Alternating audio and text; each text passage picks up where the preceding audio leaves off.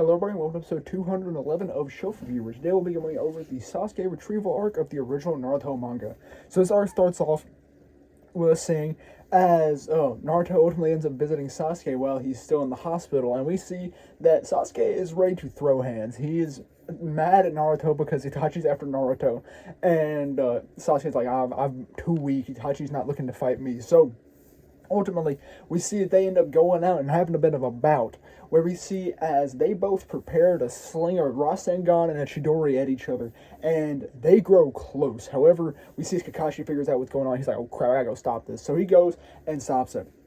Now, there is no words can describe how tense the situation was. Like, it looked like they were sure about to kill each other. And we see as when Kakashi comes in and blocks him, Sasuke Chidori ends up flying into a water tank, and it causes a pretty substantial damage. And then Naruto's Rasengan hits the other one. It doesn't seem to do too much damage, but we see as when Sasuke is kind of leaving, he notices that the entire back of that water tank is blown out. So it did some serious pain there. But yeah, so we see as Jiraiya kind of talks to Naruto about this, like, yo, you shouldn't be slinging that at your friends. And we see then as Sasuke kind of runs off, and then Kakashi follows him. Kakashi comes up, and Sasuke is all trying to be edgy and all of that, and he's like, I could kill all your loved ones, and you would know how I truly feel. And Kakashi's like, buddy, all my loved ones are already dead. And then he explains to him about how, yes, they may all be dead, but how we make ourselves feel loved in this world is by making new friends and new relationships and recovering. And Sasuke's kind of enlightened by this. So after this, we see as he kind of just sits at that tree that Kakashi confronted him at for a while, and they chill a little bit. Well, they don't chill a little bit. Sasuke chills a little bit, and then we see as the 4-sound ninja come out. Kitamaru, Jirobo, Tayuya, and Sakon. And we see as they kind of confront Sasuke. Sasuke tries to fight him, but he's ultimately unable to do so because they all reveal that they have curse marks.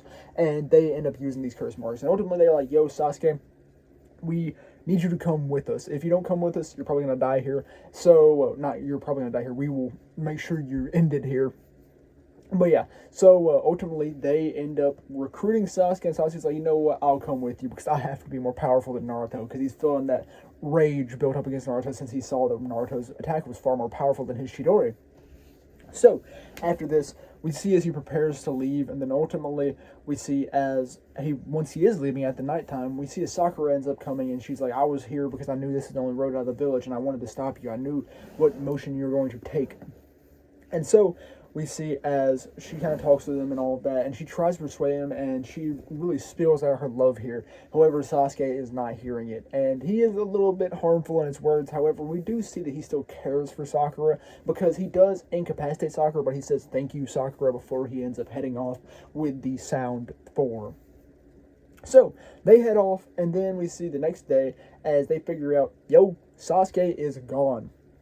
And ultimately, Tsunade ends up tasking Shikamaru a just recent Chunin, because he was the only one who was made Chunin from the Chunin exams, even though he surrendered in his last match. It was because of how well he used his brain and all that. So she tasked him with, yo, you go find Sasuke and you build the team. Easy task, of course. Going to possibly where Orochimaru is. Yes, very easy for a newly made Chunin. But yeah, so we see as he goes around to make the team, he recruits Neji, Naruto, Kiba, and Kiba Choji. I think that's it. Yeah, because there's 5 of them, including Shikamaru. So yeah, with that, we also see as Lee tries to join him, but Lee is just now recently getting out of surgery because he had to take this 50-50 shot at saving his life, because Tsunade came back and she was like, this is the only thing that can heal you, but if you do this, you have a 50% chance of dying. But we see as he ultimately ends up coming out on top and everything's good. Then we see as the group ultimately end up leaving for their mission to retrieve Sasuke. And so they head out and start along their path. And we see some strategy kind of laid in place and all of that. We also get to see that another party was already sent after Sasuke, and it was 2 Jonin, and they are defeated by the Sound 4. So this shows that the Sound 4 are nothing to mess around with. They got some power packed. So we kind of see as they continue along their path, and then we see kind of the first confrontation between the Sound 4 and the Sasuke Retrieval team. And this first encounter, we see some brief stuff kind of happen. They set up traps and everything, but the first major battle happens between Jirobo and Choji. And this fight is sick. And I really enjoy it because we get to see really the ambition behind Choji, about how Choji is a really kind-hearted and soft individual. However, he can pull out the stops. We also see as the whole team has to interact with Jirobo here, because they get put in like this big like chakra absorbing sphere by Jirobo, but they do end up breaking out of it with some strategy and all that. And so then they head off to continue to search for Sasuke while Choji stays behind and fights Jirobo. And there is a very sick fight here. Like it goes on for a bit. We see as Choji is forced to pull out, I believe they're called Sanshukogan, which are three specific pills passed down amongst the not the Akamaru, but the Akamichi family, that give them specific powers. And once you eat all three, you have these like butterfly wings erupt from you, and you get super powered. And this forces Jirobo to go into his full curse mark form, his full second state. And we get to see as the fight continues, but ultimately Choji is able to defeat Jirobo, but Choji also ends up dying due to this, getting gravely injured due to the side effects of the Sanshukogan.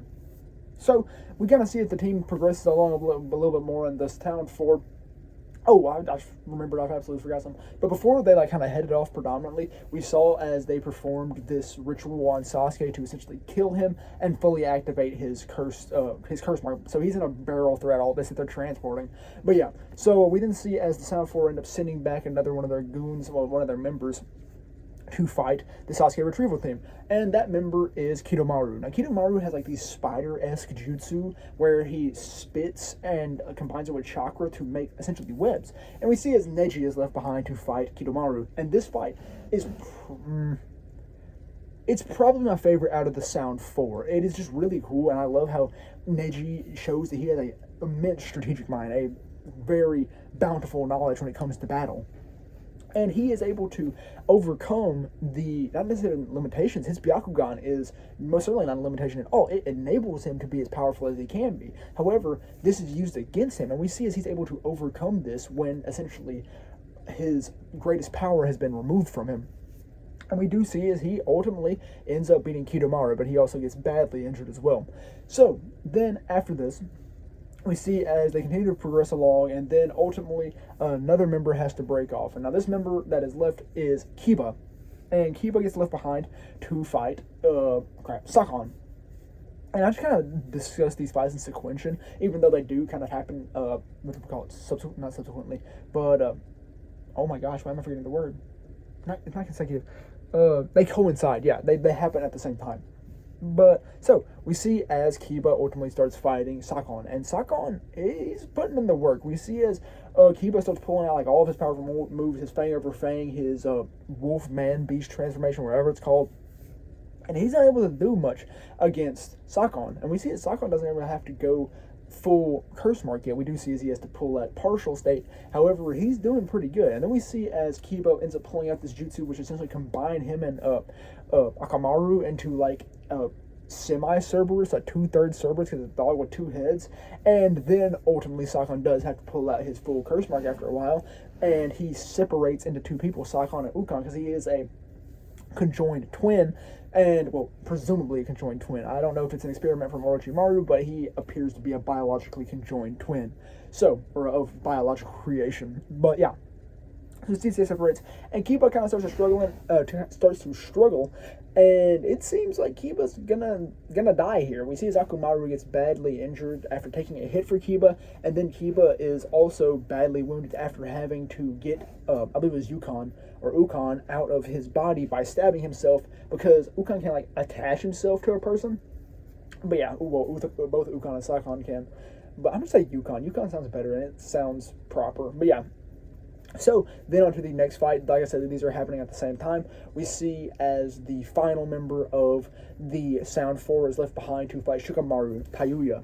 And Tayuya is a user of a flute, and she uses the flute to perform genjutsu, ninjutsu, anything. We see she actually summons two mummies, and she puts in the work pretty well against Shikamaru, because Shikamaru doesn't really have any absurdly powerful jutsu. And with Tayuya, she can is predominantly a long distance jutsu user, while Shikamaru is a mid range. So she can be anywhere that is essentially out of Shikamaru's reach and just play with him.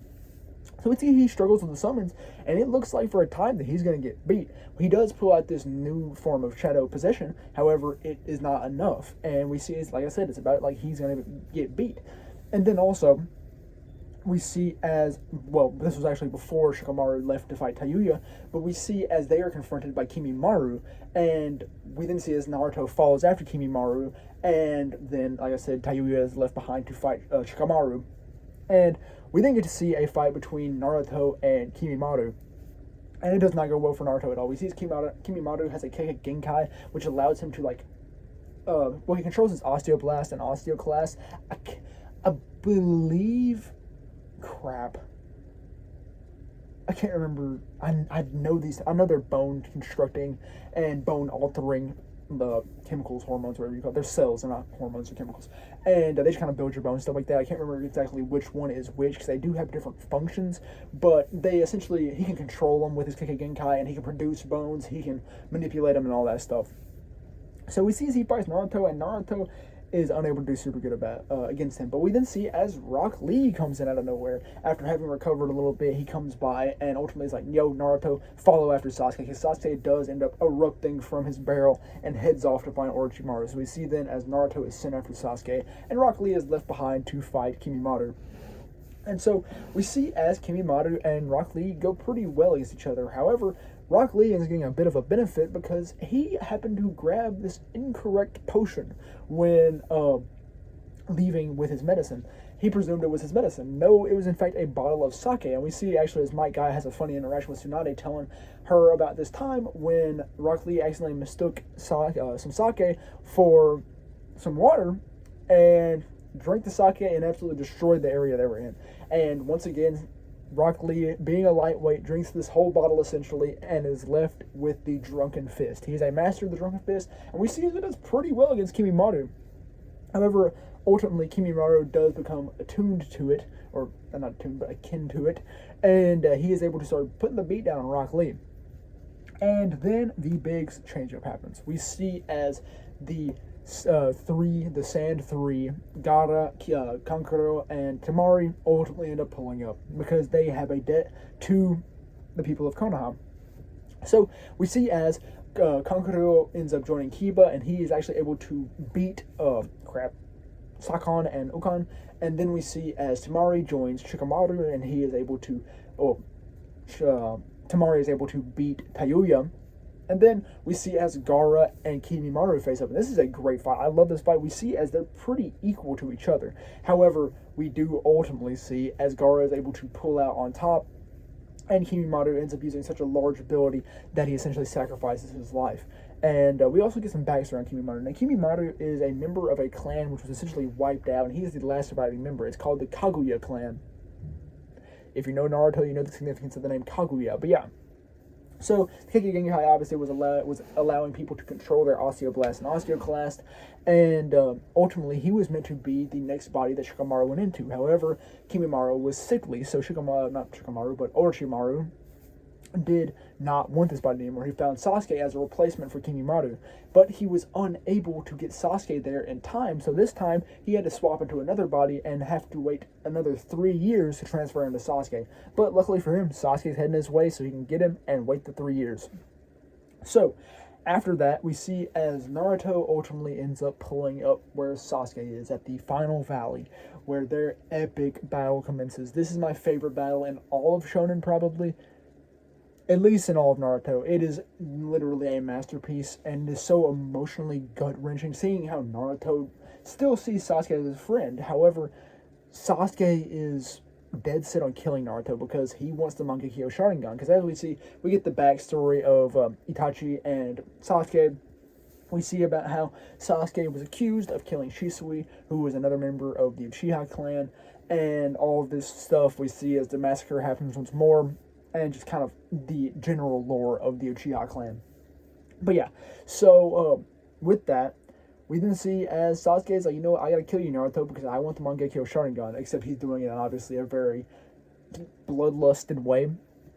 And so the fight begins, and Naruto at first, Naruto and Sasuke are going pretty equal. However, we see as Sasuke pulls out a partial curse mark thing and starts kind of put the beat down on Naruto a little bit. But then Naruto is able to swap this, tables once more, or turn the tables.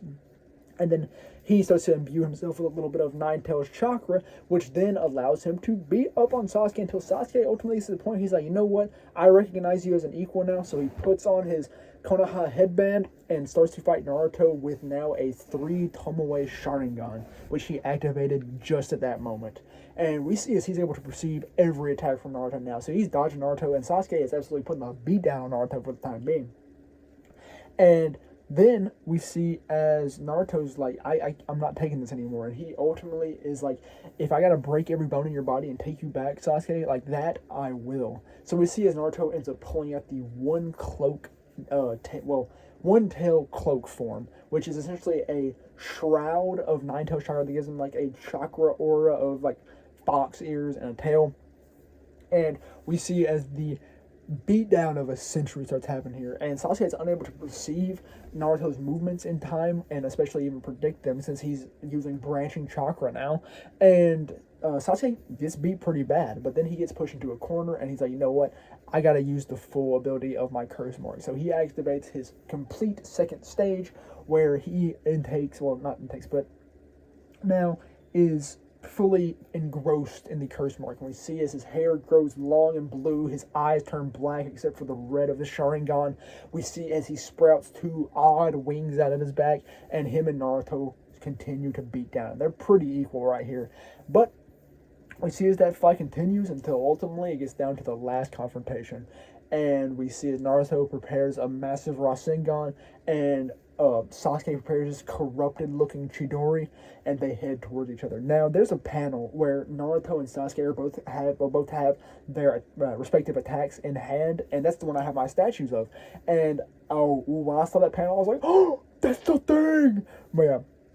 So we then see as they clash, and a massive erupting spear starts to blow up. And Kakashi has been heading towards them for a time now because he got back from a mission because all the Jonin and stuff had been on missions since the village and stuff for so many losses, so they had to essentially expend every person they had to just complete the missions that they'd been regularly doing previously.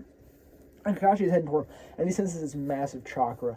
And we see then as the blast happens at the final valley, and everything goes kablooey, essentially, even though obviously the statues are still left, the statues of Hashirama and Madara Uchiha.